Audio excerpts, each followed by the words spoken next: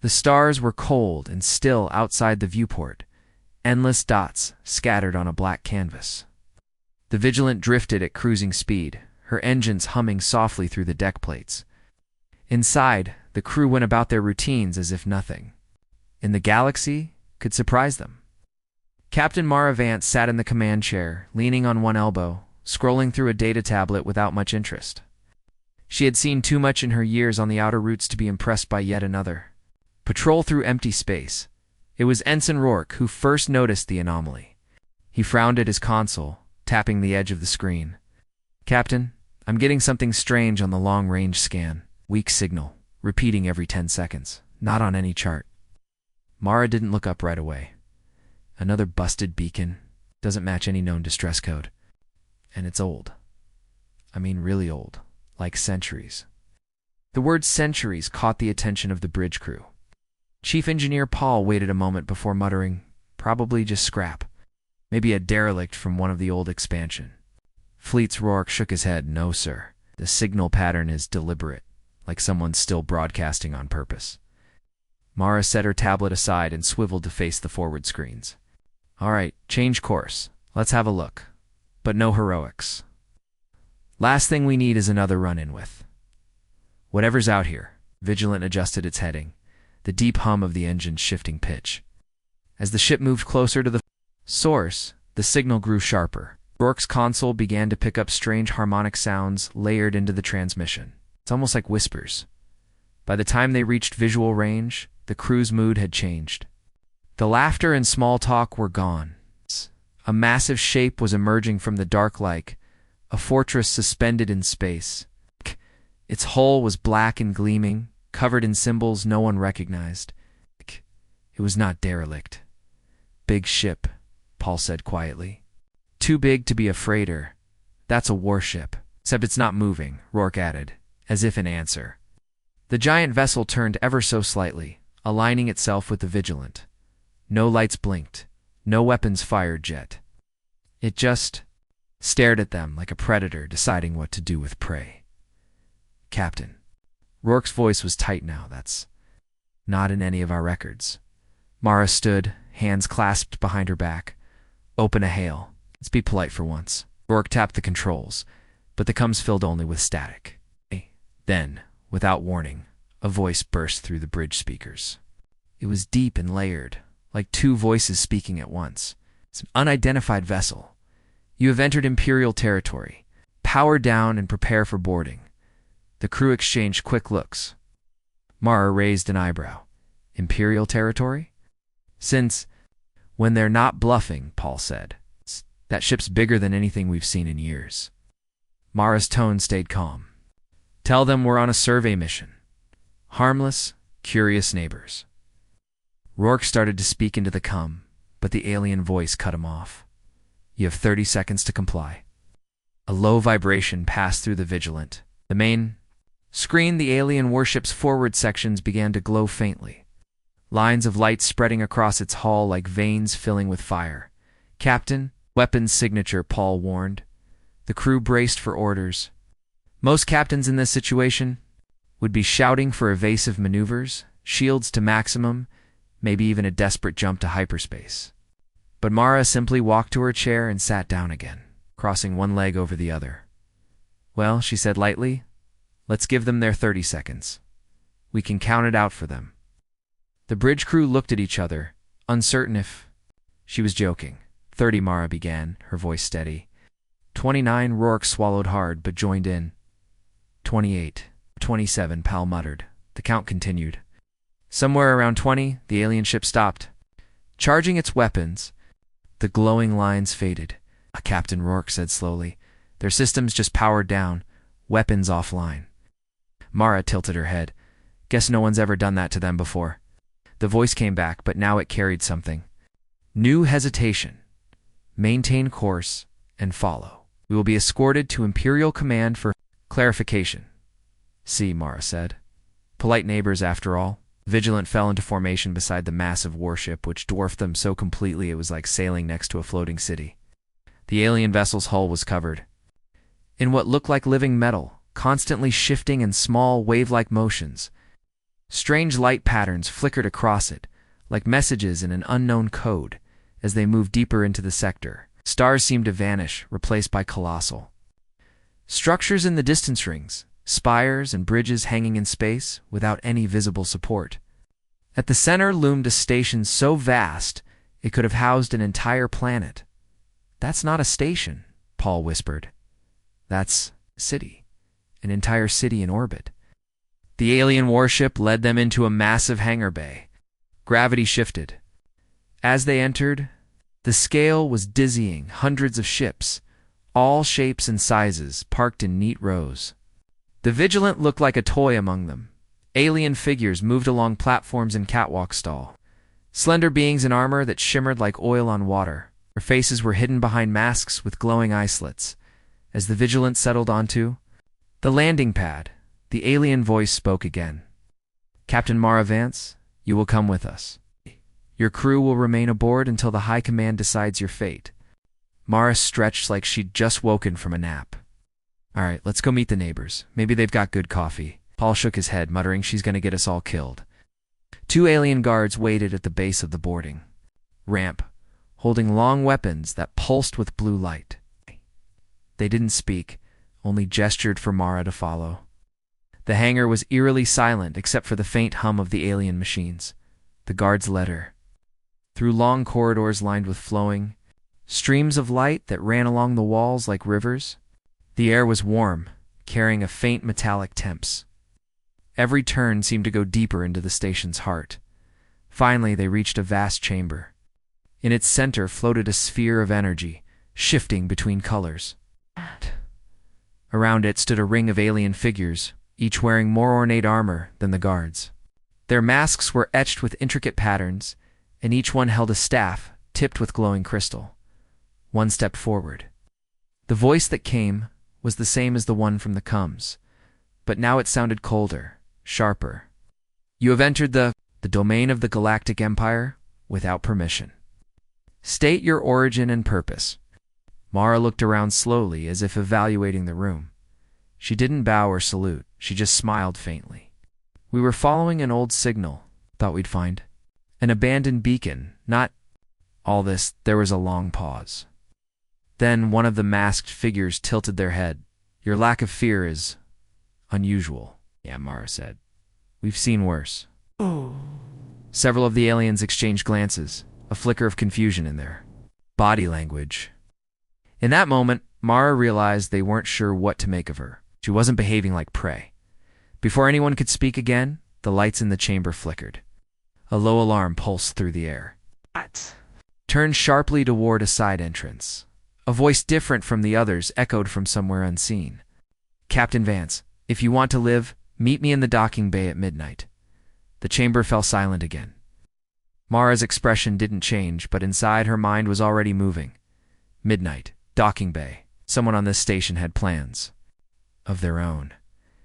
And she had no intention of missing the meeting. The alien guards marched Captain Mara Vance out of the chamber without a word, their long weapons still glowing with that faint, unsettling blue light. She let them escort her, walking at a relaxed pace, as if they were simply giving her a tour instead of leading her back under armed watch. The corridors hummed with a low, constant vibration, as though the entire station was alive and breathing. Back in the Vigilance hangar bay, the crew was waiting near the boarding ramp. Rourke stepped forward. "Everything all right, Captain? You were gone almost an hour. They're just making sure we know we've stepped into the wrong backyard," Mara said casually. She didn't mention the strange midnight message. No point in stirring trouble until she knew what it meant. The guards left without comment, sealing the hangar doors behind them. The heavy locks clicked in place with a sound like stone grinding. Chief Engineer Paul rubbed the back of his neck. "I don't like this. We're sitting in the middle of who knows what, surrounded by more guns than the entire Terran fleet." Mara sat in her chair, boots up on the console. "Relax, they haven't shot us yet." "That's always a good sign." Rourke gave her a flat look. "Is that your standard for good?" Before Mara could reply, the Vigilance comm system crackled. The same alien voice from before filled the bridge, deeper and sharper than the guard's speech. "Captain Vance, the High Command will question you further in the cycle ahead. You are to remain docked until our deliberations are complete." Any attempt to leave will be met with force. The message cut off without a goodbye. Well, Mara said, at least they're direct. Hours passed. The Vigilance crew kept busy, running quiet diagnostics and pretending they weren't all aware of the dozens, maybe hundreds of alien soldiers just beyond the hangar walls. Rourke monitored the station's energy readings, though the data made no sense. Energy spikes came and went without pattern, as if parts of the station were switching on and off at random. By the time the ship's clock hit 2340 station time, Mara stood from her chair. Paul, Rourke, you're in charge until I get back. Back? Paul asked. Back from what? Just a walk? She winked. The hangar was dim at this hour, lit only by faint strips of blue light along the walls. 2 guards patrolled the far end, their movements slow and deliberate. Mara slipped into the shadow of a cargo crate, waiting until they turned the corner before moving toward the smaller side door. The corridors beyond were quieter than before. Footsteps echoed too loudly in the emptiness. Twice she had to duck into alcoves, as patrol drones glided past small, disc-shaped machines that hummed softly, their undersides glowing red. Finally, she reached the docking bay. This one was different from the main hangars, smaller, with only a handful of ships. The air smelled faintly of burned metal and something chemical. A figure stepped from behind a stack of crates. It's tall, wrapped in a dark cloak, face hidden by a smooth mask. You came, they said quietly. Curiosity's one of my bad habits, Mara replied. The masked figure glanced toward the bay's security cameras, then pressed a device to their wrist. The cameras flickered, went dark. We don't have much time. The Empire isn't what it looks like. It's weaker than it pretends. You've just walked into the middle of something you don't understand. Story of my life, Mara said. Who are you? The figure hesitated then, reached up and removed the mask. It wasn't an alien face beneath. It was human. Pale skin, hair streaked with gray, eyes sharp and alert despite the years. My name is Corinne, they said. I've been here for 30 years. Mara didn't move, didn't speak right away.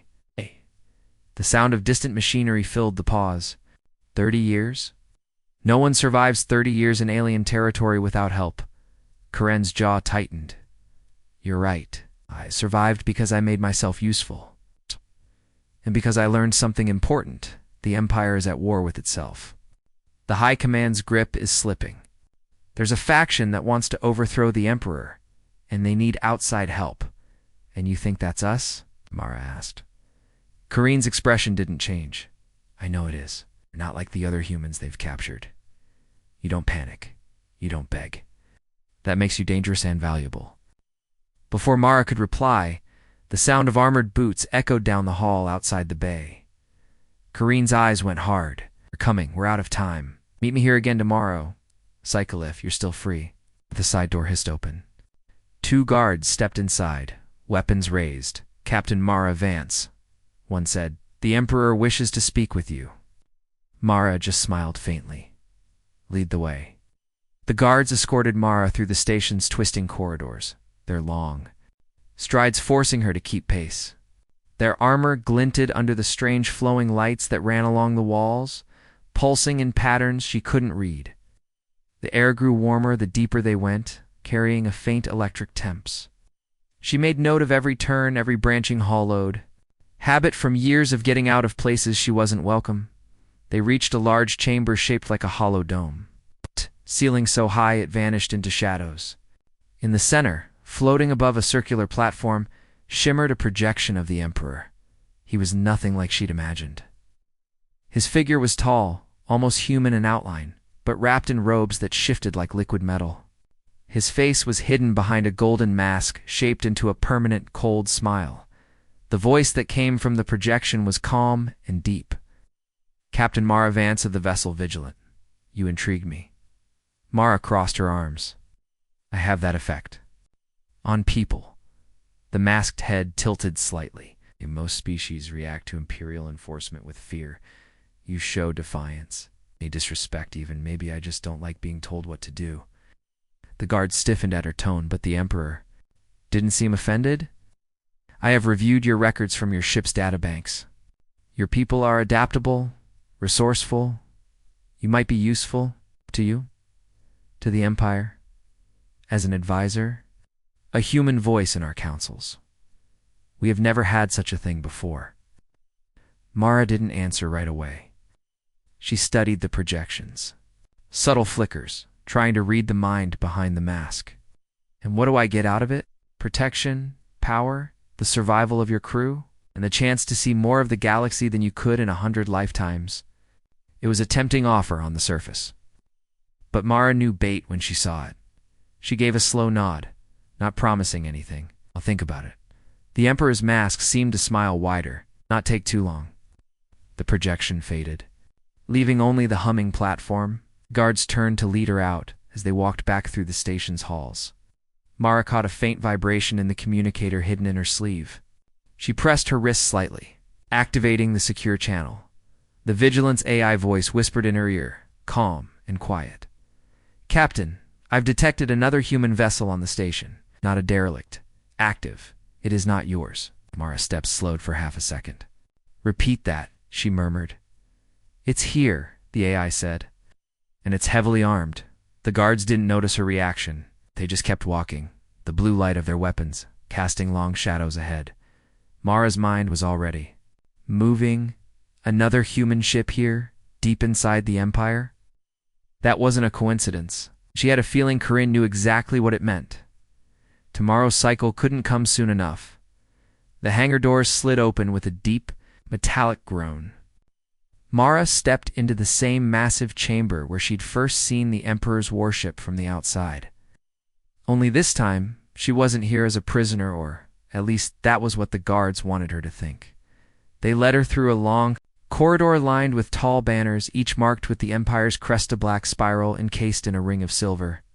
The walls glimmered faintly, alive with that same slow-moving current of light she'd noticed before, like veins under skin. The air was thick, warm, and heavy, with the scent of something sharp and metallic. At the far end, an archway opened into an enormous throne room. The floor was a smooth, reflective surface that seemed to swallow sound. At its center floated the Emperor's holographic form, taller than before, his gold mask gleaming like a sun caught in shadow. Around him stood a dozen armored guards. One easily 2 meters tall, motionless except for the slow rise and fall of their breathing. The moment Mara entered, the Emperor's voice rolled through the chamber, deep and deliberate. Captain Vance, step forward. She did, her boots echoing softly, but her posture stayed loose, unhurried. Your ship is small. Your crew is small, yet you resist fear. I wish to understand this. Maybe fear's a luxury we can't afford, Mara said. The mask's expression didn't change, but something in the Emperor's tone shifted. In the centuries since the Empire's rise, few have spoken to me so plainly. You have seen war? I've seen enough. The Emperor's golden mask tilted ever so slightly, like a predator studying prey. I could destroy you now. Instead, I offer you a place in my court, a human advisor, a rarity the Empire has never known. You will be my voice when dealing with your kind, and if I say no, then your ship will remain here. Your crew will adapt to life within the Empire. Perhaps in service, perhaps not at all. Mara smiled faintly, but her eyes didn't. That's one way to make a sales pitch. The Emperor took a slow step forward, not physical, but the projection magnified, towering over her. Think carefully, Captain. At this galaxy, power is survival. And I can give you more power than you have ever imagined. For a long moment, neither of them spoke. Then, without warning, the Vigilance AI voice whispered directly into Mara's hidden earpiece. Captain, it's urgent. We're not alone. Another human ship is docked here, from Earthfleet. Its crew is armed, armored, and moving under Imperial escort. Mara kept her face unreadable, but her heartbeat picked up. Do you know where they are? She murmured softly, pretending to glance down at her boots. Yes. 2 levels below your current position. They're heading toward the gladiatorial rings. The Emperor's voice interrupted the AI's report. Do you accept my offer? Mara looked up at the golden mask, her mind spinning. Another human crew here working with the Empire? That wasn't just a coincidence that was a problem. Maybe an opportunity. She gave the Emperor a slow nod. I'll consider it. Do not take too long, the Emperor said. The galaxy is full of those who decide for you. The guards closed in to escort her out. As the throne room doors sealed behind her, Mara's eyes narrowed. Another human ship, crew armed to the teeth.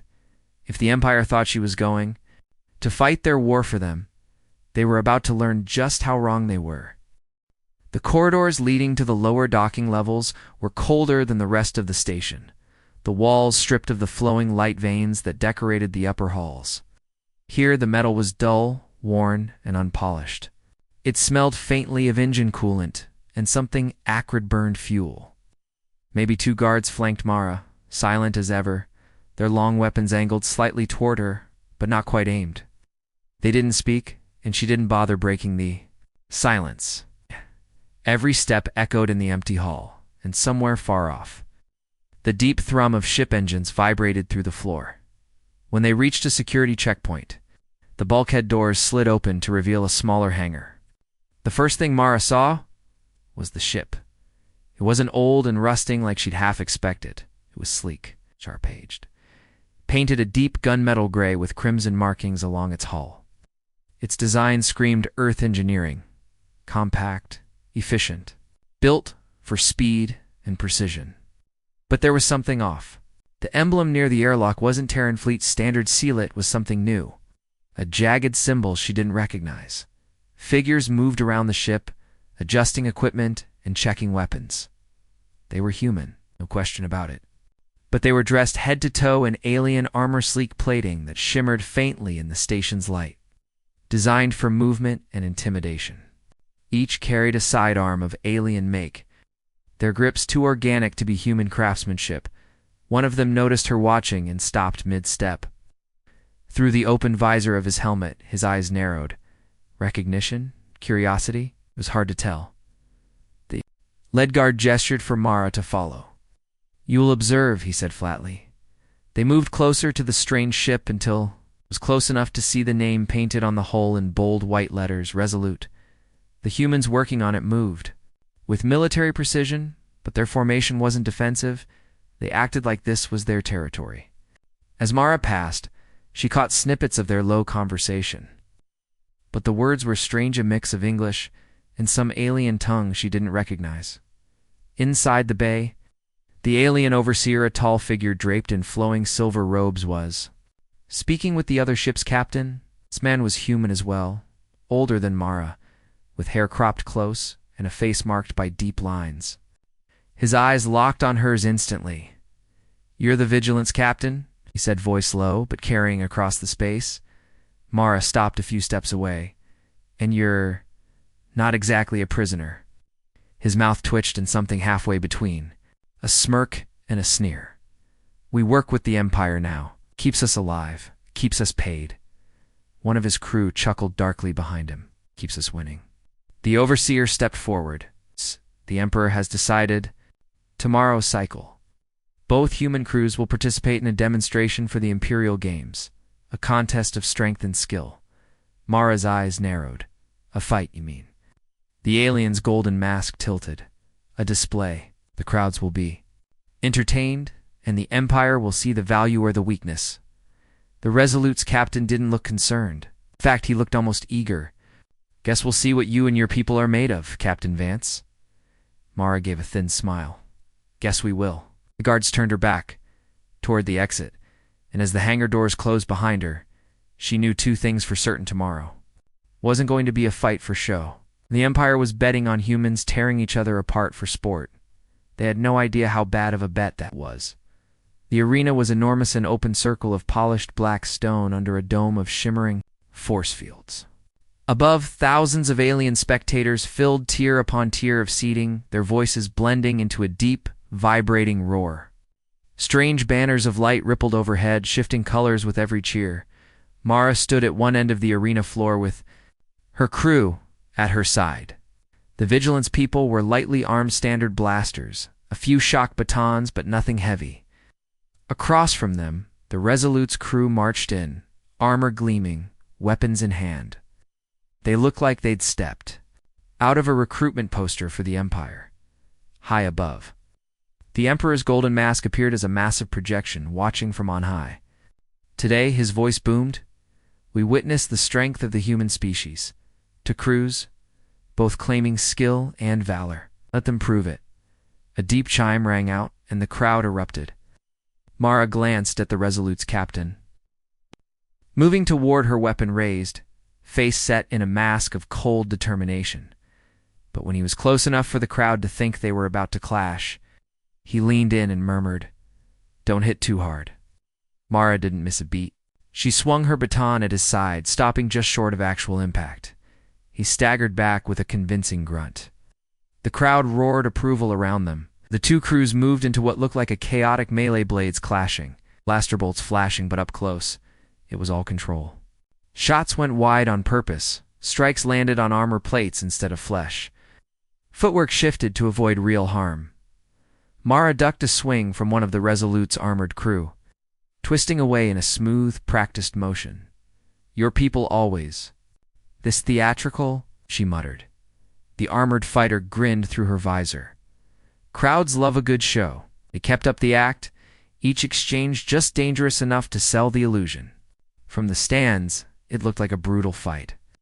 From the floor, it was a silent agreement, keep the Empire entertained. Don't spill any real human blood. The crowd's noise swelled as Mara and the Resolute's captain locked weapons in a staged struggle. He pushed her back a step, speaking under his breath. "We need to talk, away from their ears."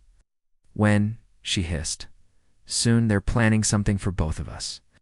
Before she could ask what, a sudden voice boomed over the noise, not the Emperor's, but one of his generals. Enough. The arena's force-field walls flared bright blue.